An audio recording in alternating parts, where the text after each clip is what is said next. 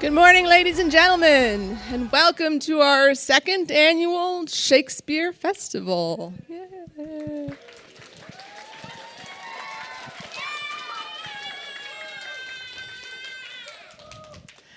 Your students have been working very hard, so I want to thank you all for coming here to support them. I also want to thank you all for sharing all of your wonderful students with me, all you parents.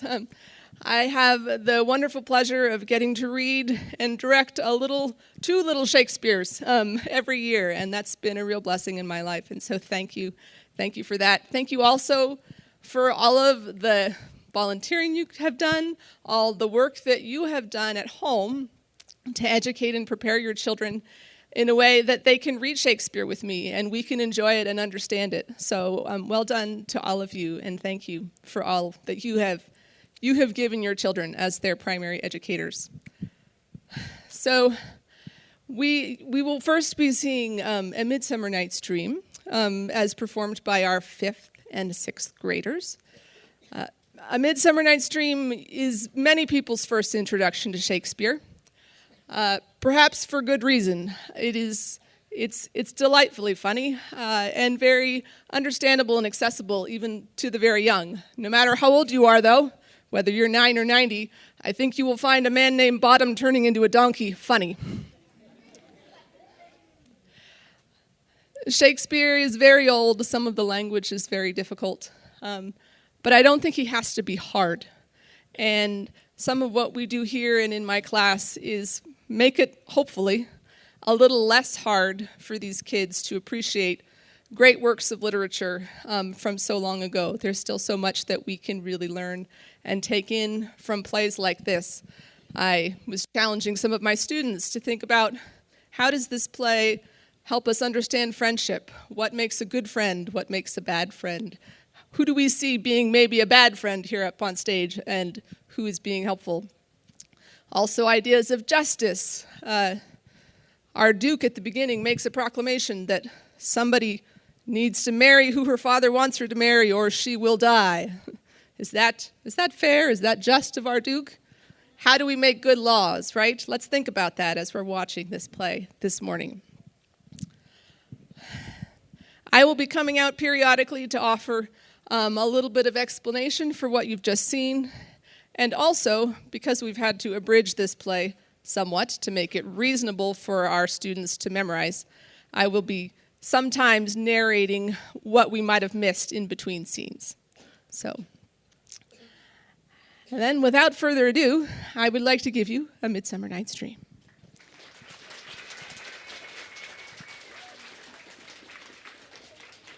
So, our story opens as Theseus, the Duke of Athens, is preparing for his upcoming wedding to Hippolyta, the queen of the Amazons. But their lovely planning is interrupted by one Aegeus, who is very angry that his daughter Hermia does not want to marry the suitor he has chosen, Demetrius. Instead, Hermia wants to marry Lysander. So after hearing everyone's side of the story, Theseus makes a proclamation. Upon that day, either prepare to die for disobedience to your father's will, or else to wed Demetrius. And then they leave the two lovers alone to think over their plans.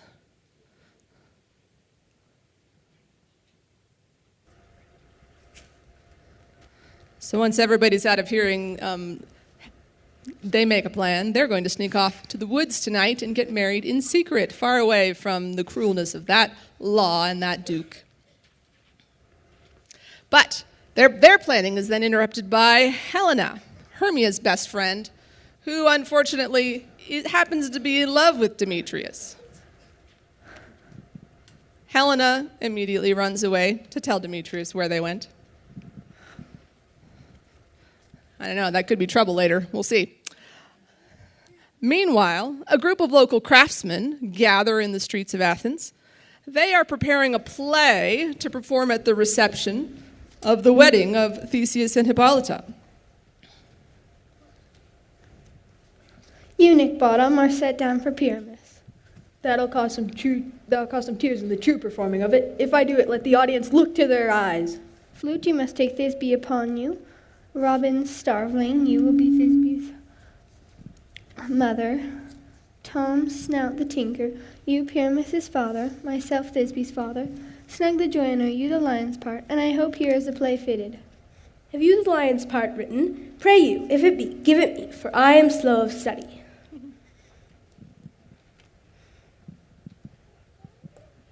Peter Quince asks the actors to meet in the wood that night so that they can rehearse without anybody overhearing.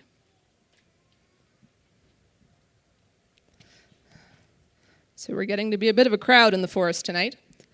And that's not the whole party, because also in the forest tonight we will find the king and queen of fairies, who are very awake and ready to argue.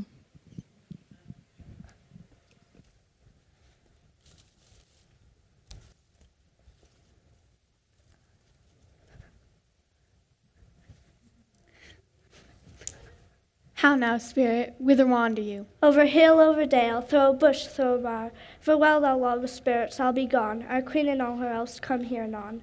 Make heed the queen not come within his sight, for Oberon is passed and fallen in wrath, because she has her attention hath. A lovely boy stolen from an Indian king. Either I mistake your shape in making quiet, or else you are that shrewd and knavish sprite called Robin Goodfellow. Are not you he? Thou hast speak right. I am the merry wanderer of the night. Make heed the queen not come. Oops. But room fairy, here comes Oberon. And here my mistress, would that he were gone.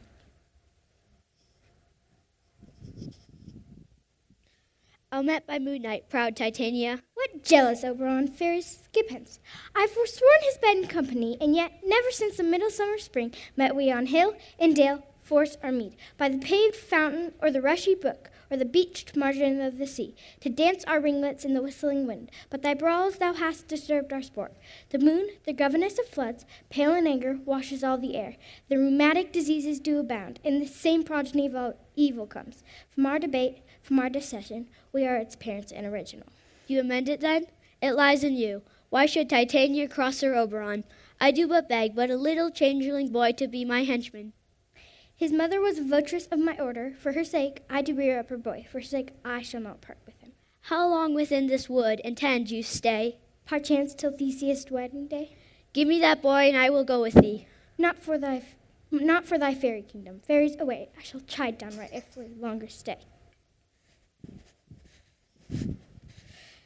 Well, go thy way. Thou shalt not from this grove till I torment thee for this injury. Gentle Puck, come hither. Fetch me the flower, the herb I showed thee once. The juice of it upon sleeping eyelids laid will make a man or woman madly dote upon the next live creature that it sees. But who comes here? I am invisible. I will overhear their conference.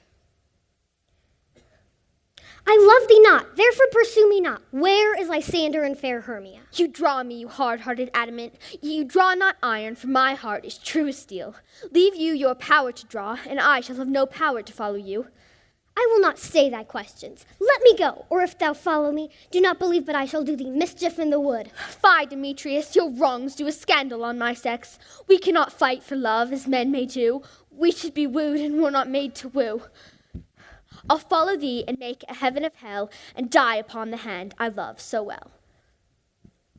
Fare thee well, nymph, ere thee to leave this grove. Thou shalt fly him, and he shall seek thy love. Hast thou a flower there? Welcome, wanderer. I know a bank where the wild thyme blows, where the oxlips and the nodding violet grows. There sleeps Titania some time of the night, lulled in these flowers with dances in delight. And with the juice of this I'll streak her eyes, and make her full of hateful fantasies. Take thou some of it, and seek through this grove. A sweet Athenian lady is in love with a disdainful youth. Anoint his eyes, but do it when the next thing he espies may be the lady. Thou shalt know the man by the Athenian garments he hath on. Fear not, my lord. Your servant shall do so.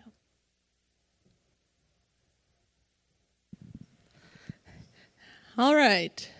So our friend Oberon has sent his servant Puck to go find a magical flower, and that magical flower, if you squeeze the juice out of that flower, it will, on someone's eyes, it will make them fall in love with the very next person they see. So his original plan was to use it to get revenge on Titania. Well, I don't know what he has planned for her, but then he saw poor Helena, who was in love with Demetrius, and he thought, you know what, these people belong together, so maybe I can also use this potion to make Demetrius fall in love with Helena.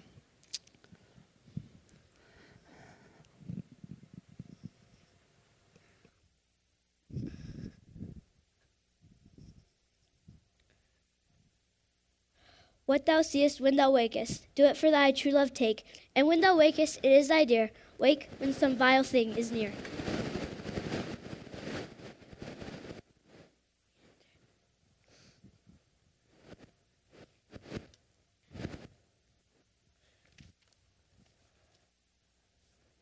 Fair love, you faint with wandering in the wood, and to speak troth I forgot our way. Will rest us, Hermia, if you think it good, and tarry for the comfort of the day. Be it so, Lysander. Find you out of bed, for I upon this bank shall rest my head.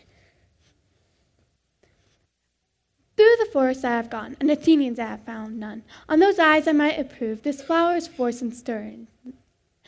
Silent tonight, who's there? Weeds of Athens he doth wear.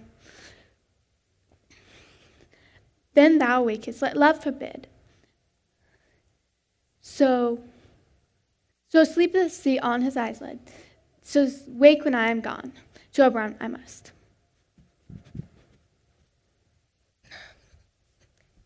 Stay thou, though kill me, sweet Demetrius. I charge thee hence, and do not haunt me thus. Oh, I am out of breath in this fond chase. The more my prayer, the lesser my grace. Happy is Hermia, wherever so she lies, for she hath blessed and attractive eyes. But who is here? Lysander on the ground, dead or asleep. No blood, no wound. Lysander, if you live, good sir, awake. And run through fire I will for thy sweet's sake. Transparent Helena, nature shows art, that through thy bosom makes me see thy heart. Do not say so. Lysander, say not so. Yet Hermia still loves you, then be content. Content with Hermia? No, I do repent the tedious moments I with her have spent. Not Hermia, but Helena I love, who will not change a raven for a dove. Wherefore was I to this mockery born, when at your hands did I deserve such scorn? Perforce I must confess, I thought you a lord of more true gentleness. Oh, that a lady of one man's refused, should of another therefore be abused. Will all my powers address your love and might, to honor Helena and to be her knight?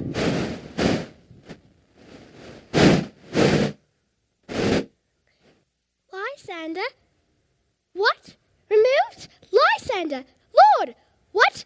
Out of hearing? Gone? No sound? No word? Know that I will perceive you die. Either death or you I shall find immediately.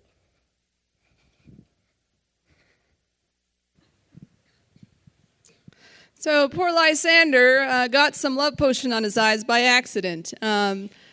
Puck was sent to look for a person in Athenian clothes, and he found a person in Athenian clothes. And now Lysander thinks he's in love with Helena.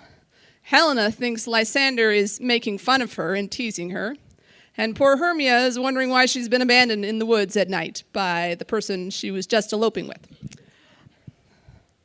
But I'm afraid that's only the beginning of this evening's mischief. The craftsmen are still have to rehearse their play. I don't know, I think they need a lot of practice. So, and Puck might not be done with her mischief for the evening either.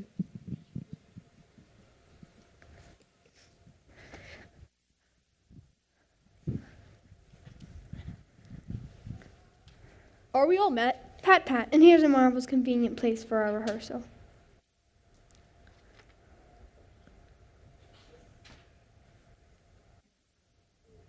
What homespuns humpin' have we swagging round here, so near the cradle of the fairy queen?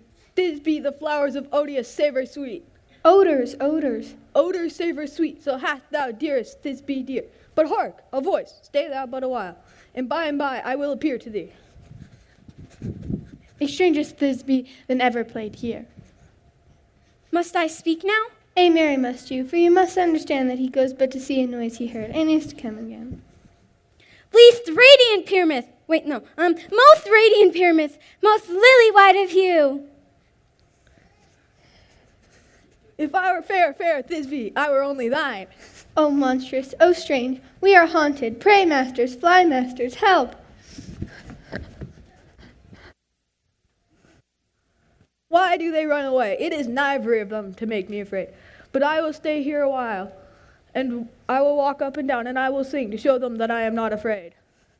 The ouzel clock so black of hue with orange a twangy bill. What angel wakes me from my flowery bed? I pray thee, gentle mortal, sing again. Out of this wood desire not go. Thou shalt remain here, whether thou wilt or no. I am a spirit of no common rate, and the summer still doth tend upon my state. I do love thee, therefore go with me. I give thee fairies to attend upon thee. Peas blossom, Ready. cobweb, And I. mote, And I. and mustard seed. And I. Be kind and courteous to this gentleman, nod to him, else do him curtsy. Hail, mortal. Hail. Hail. Hail. Come wait upon him, lead him to my bower.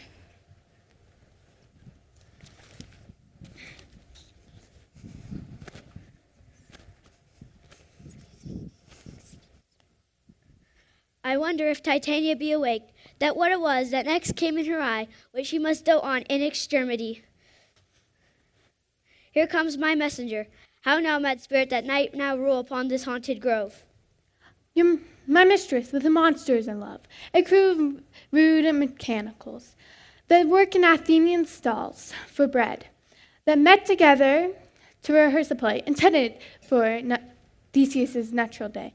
Then I took one upon this advantage take. An ass's null I fixed upon his head, and then when the moment so came to pass, Titania wakened, and straightway loved an ass. This falls out better than I could devise, but hast thou yet latched the Athenian's eyes with the love juice I bid thee do? I took him sleeping, that is done too. So then when he wakened, she must be eyed. What line is it? Okay. Oh, why rebuke you? Him who loves you so, lay breath so bitter on your bitter foe. Now I but chide that I should use thee worse, for thou, I fear, hast given me cause to curse. If thou hast slain Lysander in his sleep, being o'ershoes in blood, plunge in the deep and kill me too. You spend your passion on a misprized mood. I am not guilty of Lysander's blood, nor is he dead, for aught that I can tell. I pray thee, tell me then that he is well. And if I could, what should I get therefore? A privilege never to see me more, and from thy hated presence part I so. See me no more, whether he be dead or no. There's no following her in this fierce vein. Here, therefore, for a while I will remain. So sorrow's heaviness doth heavier grow, for debit that bankrout sleep doth sorrows owe, which now in some slight measure will pay, if for his tender here I make some stay. What hast thou done? Thou hast mistaken quite, and laid the love juice on some true love sight. About the wood, go swifter than the wind. I go, look where I go. I go, swifter than there of the Tartar's bow. Captain of our fairy band, Helena is here at hand. She was mistook by me, pleading for my lover's flea. So, shall we their pageant see? Lord, what fools these mortals be! Why should you think that I should woo and scorn? You do advance your cunning more and more. When truth kills truth, oh devilish, holy fray, these vows are Hermias. Will you give her o'er? I had no judgment when to her I swore. No, none in my mind, now give her o'er. Oh, Helen, goddess, nymph, perfect divine, to what my love shall... Oh, spite! Oh, hell! I see you're bent against me for your merriment. If you were men as you were men in show, you would not use a gentle lady so. Thou art not by mine eye, Lysander, found, but my near eye Venket brought me to thy sound. But why unkindly didst thou leave me so? Why should he stay whom love doth press to go? What love could press Lysander from my side? Lo, she is, one of this confederacy. Now I perceive they have joined all three to fashion this false sport in spite of me. I am amazed at your words. I scorn you not, though it seems that you scorn me. Have you not set Lysander as in scorn to praise my eyes and face? And your other love, Demetrius, who even but did now did spurn me with his foot to call me goddess, nymph, divine, rare, precious, and celestial?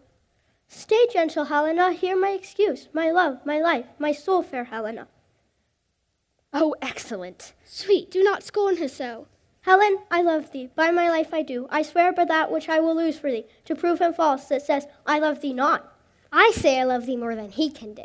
If thou say so, withdraw and prove it too. Quick, come. Lysander, whereto tends all this? Hang off, thou cat, thou bird, vile thing let loose, or I will shake thee from me like a serpent. Why are you grown so rude? What changes this, sweet love? Thy love?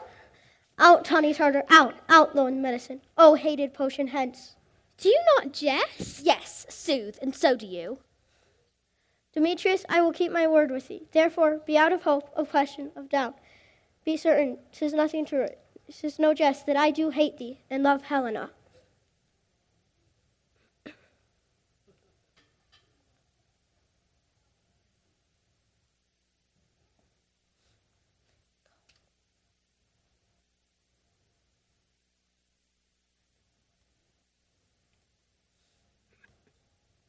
Oh me, you juggler, you canker blossom, you thief of love! Why have you come by night and stolen my love's heart from him?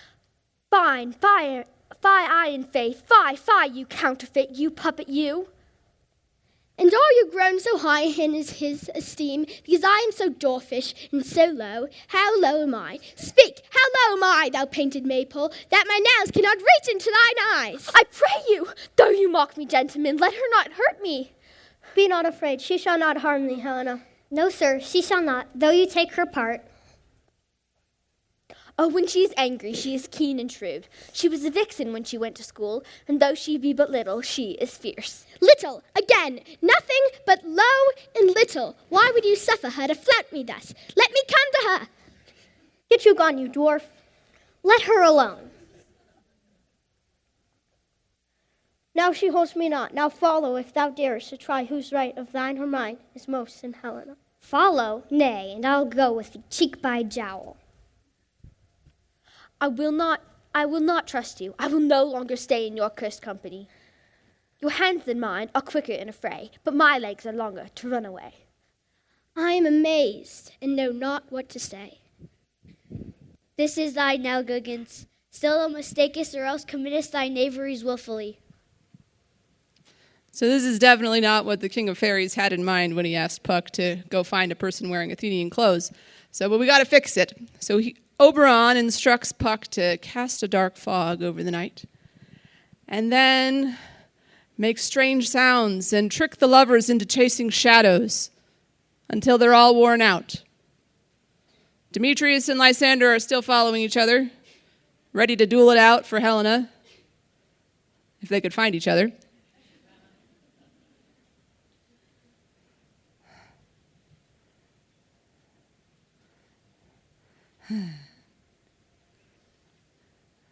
Finally, the sleep comes upon them. Meanwhile, Helena is still trying to stay away from Hermia and her sharp fingernails.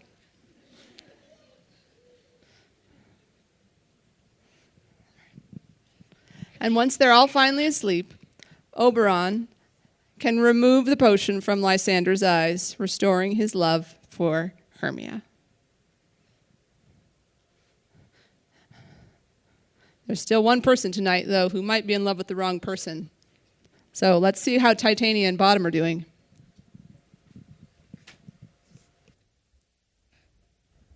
Come sit thee down upon thy flowery bed, while thy ample cheeks do coy, and stick muskrixes in thy slick smooth head, and kiss thy fair large ears, my gentle joy. Where's Peas Blossom? Ready. Scratch my head, Peas Blossom. Where's Monsieur Cobweb? Ready. Good Monsieur, go fetch me a honey bag. Where's Monsieur Mustard Seed? What is your will? Nothing, good Monsieur, but to help Peas Blossom scratch. For I must to the barber, for methinks I am marvelous hairy about the face. Wilt thou hear some music, my sweet love? I have a responsibly good ear in music. But I pray ye, none of you fairies stir me. For I have an exposition of sleep come upon me. Sleep thou, and I'll wind thee in my arms. Fairies, be gone, and be always away.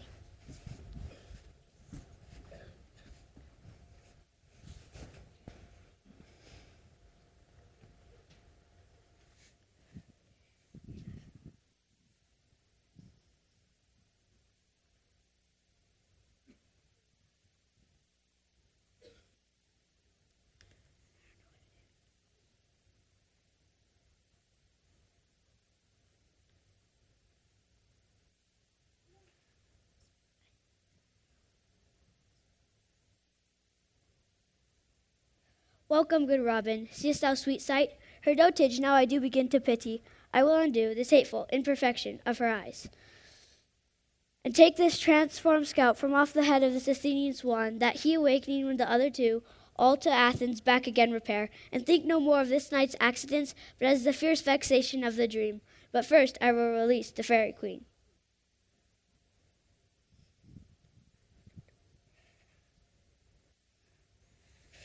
Be as thou hast wont to be, see as thou hast wont to see. Now, my Titania, wake you, my sweet queen. My Oberon, what visions have I seen? Methought I was enamored of an ass. Mouse, and thou wakest, thy own fool's eyes peep. Sound music. Come, my queen, take hands with me, and walk the ground whereon these sleepers be.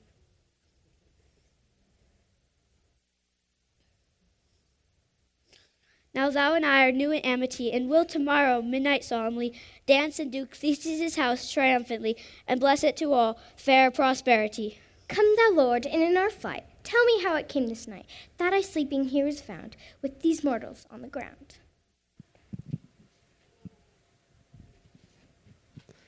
At last, all is well, we hope. So as the sun rises on a new day, and our lovers are still asleep in the woods, Theseus and Hippolyta are coming out to the woods for a hunting party to celebrate their upcoming wedding. Aegeus is along for this hunting party, and some of his courtiers. But soft, what nymphs are these? My lord, I beg to wait. My lord, this is my daughter here asleep. This Lysander, this Demetrius is. Go bid the huntsman, wake them with the horns.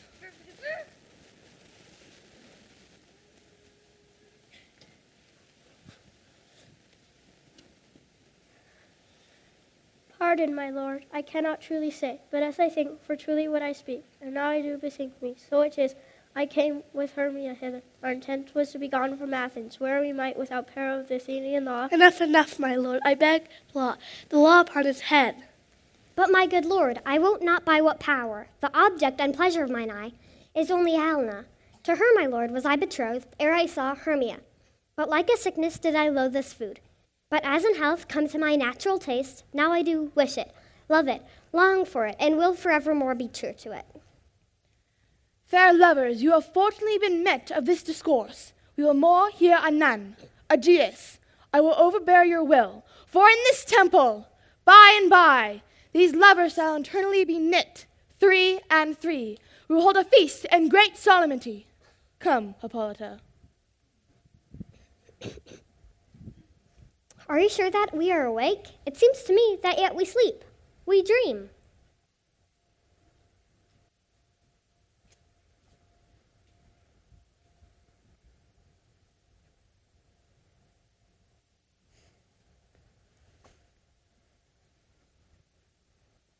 I have had a dream past the wit of man to say what a dream it was. Man is but an ass if he goes about to expound this dream.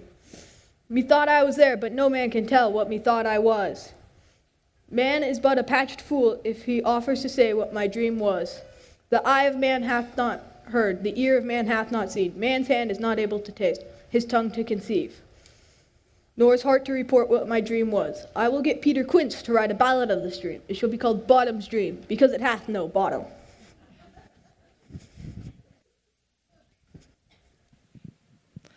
Yes, I think all is well. Although I don't know if all is well with the craftsmen and their play. It seemed like their rehearsal got a little bit interrupted before they could really work the kinks out. But Theseus marries Hippolyta. Demetrius marries Helena. And Lysander marries Hermia in a triple wedding ceremony.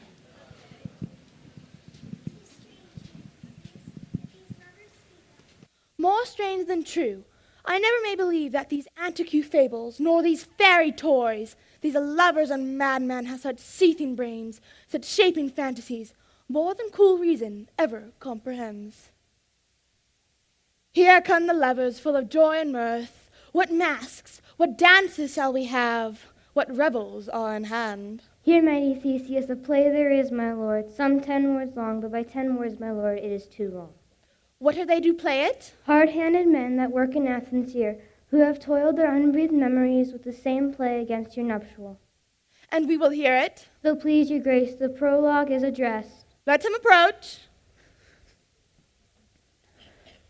If we offend, it is with goodwill, that we should come not to offend, but with goodwill, to show our simple skill. That is the true beginning of our end. The actors are at hand, and by their show you shall know all that you are like to know. This fellow doth not stand upon points. He hath written his prologue like a rough colt. He knows not to stop. Indeed, he hath played upon this prologue like a child on a recorder. Gentles, perchance you wonder at this show, but wonder on till truth makes all things plain. In the same interlude it doth befall that I one, snout by name, present a wall. And such a wall I'd have you think had in it a crannied hole or chink, through which the lovers Pyramus and Thisbe did whisper often, very secretly.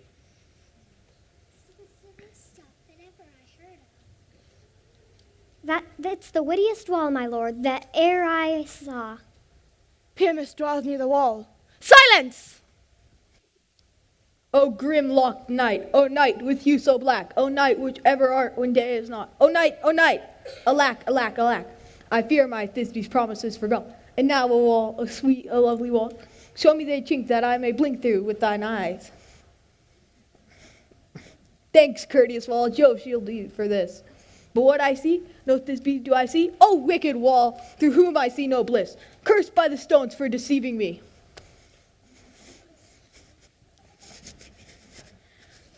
O wall, full hast thou heard my moans for parting my fair Pyramus and me.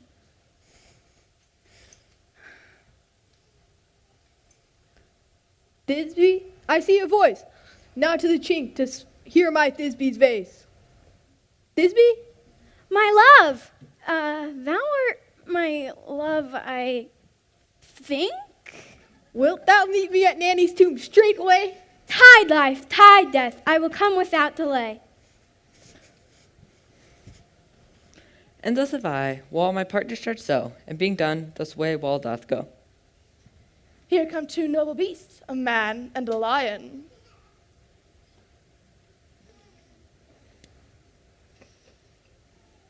You ladies, you, whose gentle hearts do fear the smallest monstrous mouse that creep on floor, may now perchance to quake and tremble here, while lion rough in wildest rage doth roar. Then know that I, as snug the joiner am. A very gentle beast and of good conscience. The very best at a beast that e'er I saw. Let us listen to the moon. This lanthorn doth the horned moon present. Myself the man in the moon do seem to be. I am aweary of this moon. But yet in courtesy we must stay the time. Proceed, moon. All that I have to tell you is this lanthorn is the moon. I the man in the moon, this thorn bush my thorn bush, this dog my dog. This is old Ninny's tomb. Where is my love?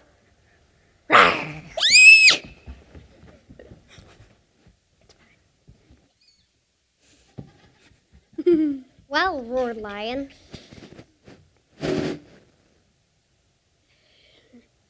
Well run, Thisbe. Well shown, Moon. Truly the moon shines with a good grace. Well mused, lion. Sweet moon, I thank thee for thy sunny beams. But stay, O spy eyes, do you see? How can it be? Oh, dainty duck, oh dear. Approach ye, no, what mantle's good? What stained with blood? Approach ye, furries fell, cut thread, cut thrum, quail crash, convolute and quail. Yeah. Come tears confound, out sword outwound. Where heart doth hop, thus I die. Thus. Now I am dead, now I am fled. My soul is in the sky. Tongue loose thy light, moon take thy flight. Now die. With the help of a surgeon, he might yet recover. Asleep, my love? What, dead, my dove? O Pyramus, arise, speak, quite dumb, dead, a tomb must cover thy sweet eyes, his eyes were as green as leeks. Come, trusty sword, come, blade, my breast imbrue. And farewell, friends, thus Thisbe ends, do. And Moonshine and Lion are left to bury the dead. I and Wall too. Will it please you to hear the epilogue or a Bergamask dance between the two of our company? No epilogue, I pray you for. Your play needs no excuse. The Auditorium of midnight approaches. Love us to bed. 'Tis almost fairy time.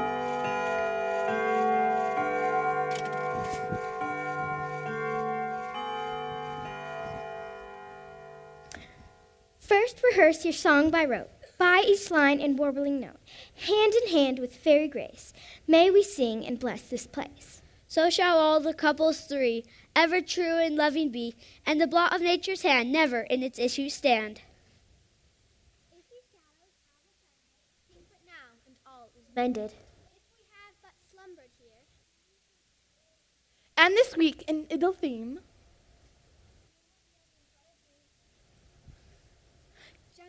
Not reprehend. He will mend, and I am an honest puck. We will make amends ere long. else a puck a liar call. So good night unto you all.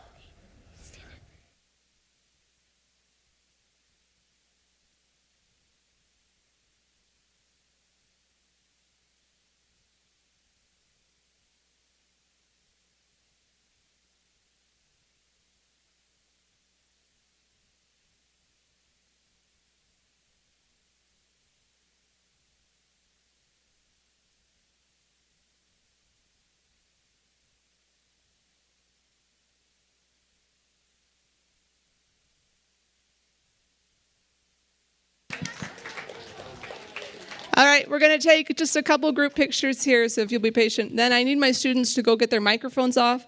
After they do that, they can come back in here and find you if you want some individual pictures with your performer. So if you parents would just sit tight. 7, 8 class, why don't you head on into our green room and start getting ready.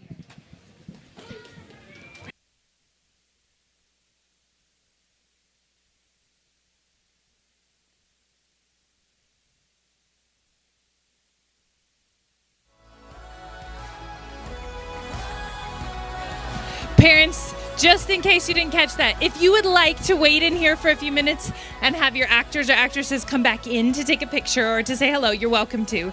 And after that, we would like everyone to leave the room for just a moment, and you can hang out in the lobby, and then we'll invite you back in for the next performance if you're staying. Thanks.